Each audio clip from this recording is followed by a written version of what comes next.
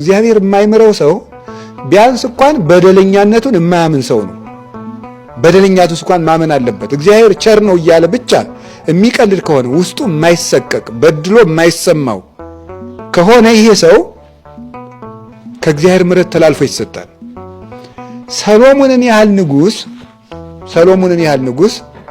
ሰሎሞንን ያህል አዋቂ ለዚያውም የዚያ ኮከብ የዳዊት ልጅ ሃይማኖቱን ባይኑ እያየ ያደገው ሰሎሞን ይገርማችኋል፣ ለጣዖት አጠነ። አይገርማችሁም?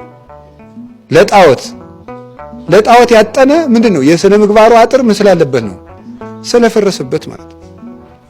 ስነ ምግባሩ ኃጢአት ደጋግሞ የሰራ ሰው መጨረሻ ላይ ከሃዲ ነው የሚሆነው ማለት ነው፣ ካልተመለስን ማለት። ዲያብሎስ መጀመሪያ በሐሳብ ኃጢአት ይጀምረናል፣ ቀጥሎ በንግግር ኃጢአት፣ ከዚያ ቀጥሎ በተግባር ኃጢአት፣ ከዚያ በኋላ ኃጢአቶችን ማስደጋገም፣ ካስደጋገመን በኋላ ደግሞ መለዋወጥ፣ ሌሎች ኃጢአቶችንም እንድንሞክር ማድረግ። ከዚያ በኋላ በዚህ ካወረሰን በኋላ እግዚአብሔር አይምረኝም ማስማል። አይምረኝም ስንል ደግሞ እንዲያውም እግዚአብሔርን አላምነውም ወደ ማለት ይወስድናል ማለት ነው። እና የኃጢአት አስከፍነቱ ይውላችሁ ሰው ቅዱስ ጳውሎስ ምንድነው ያለ? ማንም ሰው የቆመ ቢመስለው እንዳይወድቅ ይጠንቀቅ ብሏል። ማንም ሰው የቆመ ቢመስለው እንዳይወድቅ ይጠንቀቅ። አንደኛ ቆሮንቶስ ምዕራፍ 10 ላይ የቆመ ነኝ ቁም ያለው ቢኖር እንዳይወድቅ ይጠንቀቅ። እኔ ሃይማኖቴን አልክድም። ይክዳል ነው የምላችሁ፣ ሰው ይክዳል። እኔ ድንግል ማርያምን እወዳታለሁ፣ ቅዱሳን እወዳቸዋለሁ፣ እኔ እግዚአብሔርን እወዳለሁ፣ እኔ አልክድም አይባልም፣ ይካዳል እግዚአብሔር ካልጠበቀ። ሰሎሞን እኮ እግዚአብሔርን ሰምቶት ያውቃል። ታውቃላችሁ? በገባኦን ተራራ ላይ ሂዶ እግዚአብሔር ሆይ ጥበብን ስጠኝ ብሎ ሲጸልይለት እኮ እግዚአብሔር ምን ብሎታል? ተገልጾ ጥበብን ሰጥቻለሁ፣ ሀብትንም ሰጥቻለሁ፣ ካንተም በፊት እንዳንተ ያለ ሰው አይነሳም ብሎታል እኮ። አያችሁ፣ እግዚአብሔርን በድምፁ የሰማ ገና በ12 ዓመቱ ከልጅነቱ ጀምሮ እግዚአብሔርን ቃል በቃል የሰማ ሰሎሞን ነው ለጣዖት የሰገደው ማለት፣ ለጣዖት ያጠነ።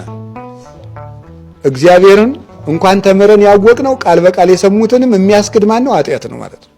ኃጢአት እግዚአብሔርን ቃል በቃል የሰሙትን እንኳን ሳይቀር ያስክዳል።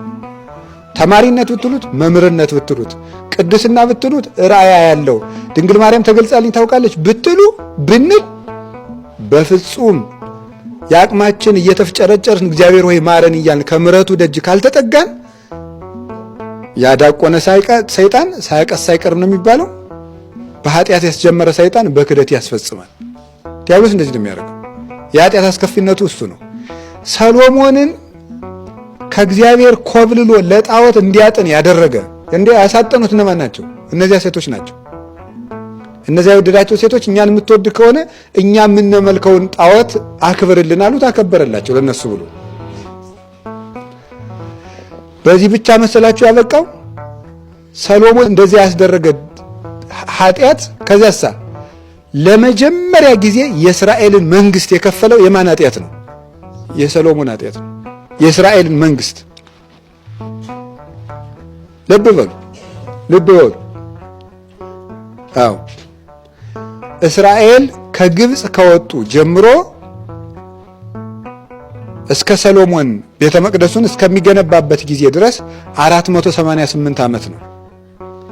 488 ዓመት ያልተከፋፈለውን መንግስት ወይም ሀገር የከፋፈለው የማን ኃጢአት ነው?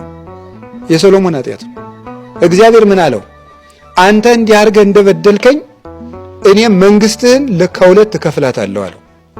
አንተ የኔን መንግስት ወደ ጣዖት እንደወሰድከው እኔም ያንተን መንግስት ከሁለት እከፍላለሁ። ነገር ግን ስለ አባትህ ስለ ዳዊት ስል አንተ እያለህ አላደርገውም፣ በልጆች ዘመን ይከፈላል አለው።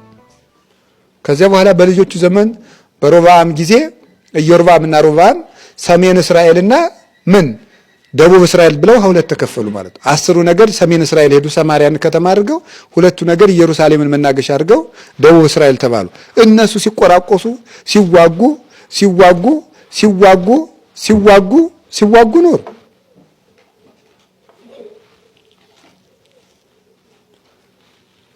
ኖር። ምናልባትም እስከ ምን ያህል ጊዜ ተዋግተው ይመስላችኋል? በትንሹ ወደ 300 ዓመት እርስ በርስ ሲቆራቆሱ። ስንት ዓመት ነው ያልኳችሁ? 300 ዓመታትን ያክል ማለት ይሄም በትንሹ ነው። እርስ በርስ ሲቆራቆሱ ኖሩ። ከዛ በኋላ ጌታ ሊወለድ 484 ዓመተ ዓለም ሲቀር ሁሉንም እግዚአብሔር ደግሞ ጠራርጎ ግማሹን ወደ ባቢሎን ግማሹን ወደ ፋርስ አሳልፎ ሰጣቸው ማለት ነው። የኃጢአት አስከፊነቱ ከእግዚአብሔር ይለያል፣ ያርቃል፣ ሀገርን ይከፋፍላል፣ ሀገር ያጠፋል፣ ትውልድ ያሰድዳል፣ ለአራዊት አሳልፎ ይሰጣል። ምሕረት የሌላቸው እነ ናቡከደነጾር መጥተው መቅደሱን አቃጥለው የእስራኤልን ንጉሥ ሁለት ዓይኑን አውጥተው ንጉሡን ከፈረስ ጭራ ቋጥረው መሬት ለመሬት እየጎተቱ ወደ ባቢሎን ይዘውት ይሄዱ። የገዛ ልጆቹን ፊቱ አረዱ።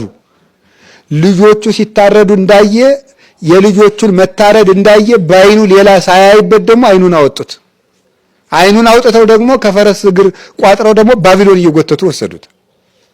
ይሄ ሁሉ መከራ የማን ነው ስትሉ የሰሎሞን ኃጢአት ነው። ይሄ ሁሉ ያደረሰው ማለት ይሄ የኃጢአት መከራ እና እንግዲህ እግዚአብሔር ቤተሰቦች የአንድ ሰው ኃጢአት ሀገር ያጠፋል። ሰማችሁኝ? የስንት ሰው ኃጢአት ንገሩኝ እንጂ። አቤት! የአንድ ሰው ኃጢአት ምን ያጠፋል ነው ያልኳችሁ? ሀገር ያጠፋል። ሀገር ያጠፋል። የአንድ ሰው ኃጢአት ሀገር ያጠፋል።